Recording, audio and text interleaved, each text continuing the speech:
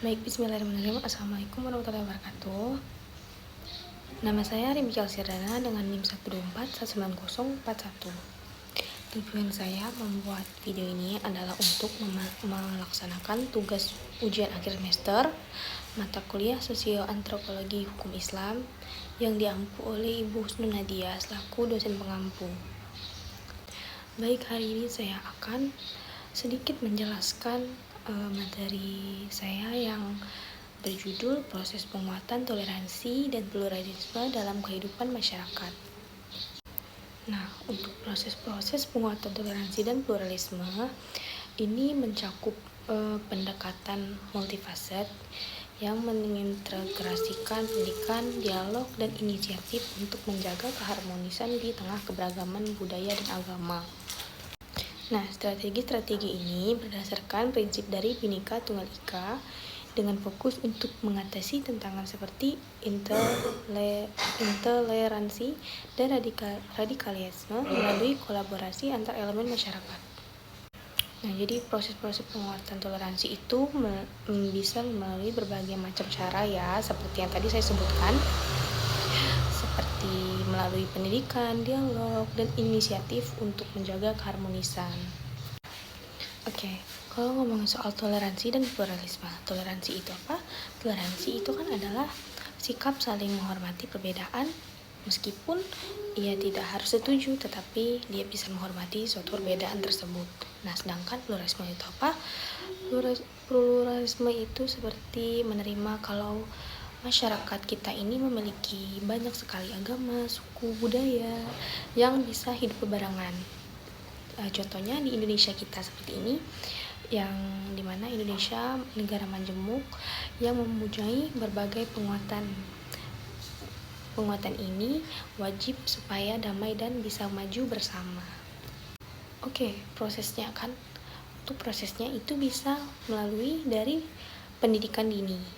Misalkan seperti di sekolah-sekolah, diajarin anak-anak mengenal lagu daerah, cerita mengenai adat-adat temannya. Nah, supaya dari kecil ini sudah terbiasa dengan suatu keragaman. Selanjutnya juga bisa melalui dialog antar agama rutin, seperti melakukan forum diskusi ulama, pendeta, biksu ngobrol bareng.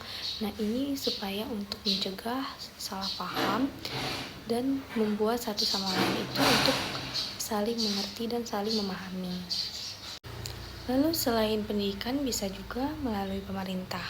Nah, tanpa kita sadari pemerintah ini juga ikut serta melalui Undang-Undang Dasar 1945 Pasal 29 yang dimana isinya menjamin kebebasan beragama serta Undang-Undang Anti Diskriminasi.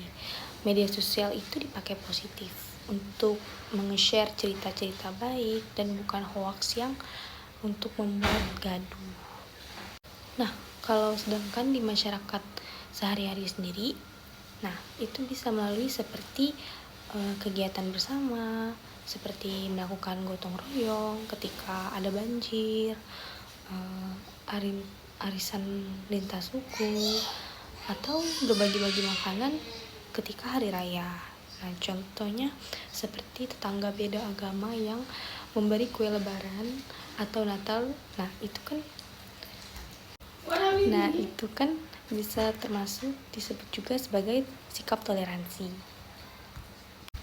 Lalu dengan tokoh-tokoh masyarakat yang penting seperti artis, selebgram, influencer, ataupun orang-orang seperti ulama, ustadz. Nah, itu kan ataupun pemimpin-pemimpin yang mempromosikan seperti tentang persatuan. Nah, hasilnya apa? Hasilnya masyarakat itu kan bisa mencontoh dan menjadi meniru dan hidup menjadi harmonis.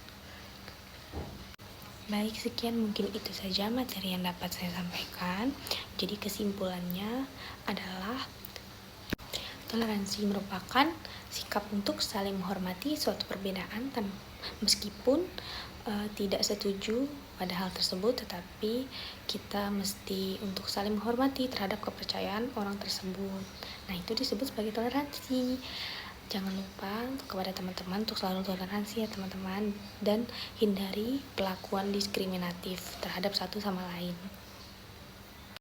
Karena terutama di Indonesia kita yang merupakan negara majemuk ini yang memiliki berbagai keberagaman budaya, dan kita semua harus bisa menerimanya.